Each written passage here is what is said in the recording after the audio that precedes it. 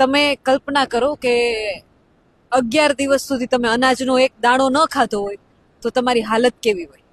આપણે નિર્જલા કોઈ વ્રત રહેતા હોય તો આપણે રાહ જોઈએ કે સાંજ ક્યારે થાય, વ્રત ક્યારે પૂરું થાય. કેમેરામેનને વિનંતી કરું કે અહીંયાથી લઈ અને અહીંયા સુધી આ જેટલા લોકો સૂતા છે એ બધાને બતાવવામાં આવે. આ કોઈ પ્રસંગ નથી કે સાંજનો સમય છે ને બધા ગાદલા પાથરીને સૂતા છે.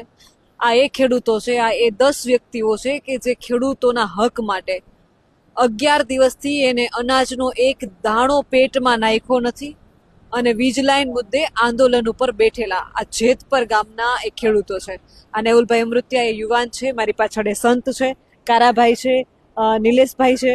આ બધા જ લોકો જે છે તે 11 દિવસથી સતત 11 દિવસથી અનાજનો એક પણ દાણો ખાધા વગર વીજલાઈનના વિરોધમાં બેઠા છે. 6 એમની માંગો છે. નેહુલભાઈનું કેવું એટલું છે કે અમને લેખિતમાં આપો. કલેક્ટર આવે છે, સાંભળે છે, પણ યોગ્ય નિર્ણય હજુય ખેડૂતોને મળ્યો નથી. રાજકારણ ને બધું એક બાજુ રાખીએ 2 મિનિટ માટે. એક ઉત્તમ વાત એ છે માનવ ધર્મ. માનવ ધર્મનું મૂળ શું છે? દયા. તો શું આપણામાં હવે એટલી દયા નથી બચી કે 11 દિવસના અન્નનો દાણા ખાધા વગરના ઉપવાસ? નિલેશભાઈની હાલત તો એ છે કે એમને 6% જ બ્લડ જશે.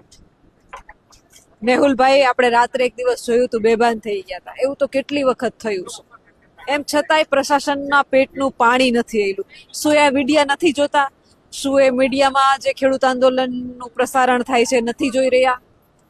બધા બધું જ જોવે છે તો પછી નિર્ણય કેમ નથી આવતો? આપણે શું એટલા નિર્દય થઈ ગયા છીએ, એટલા કઠોર થઈ ગયા છીએ? વિચારવા જેવું છે.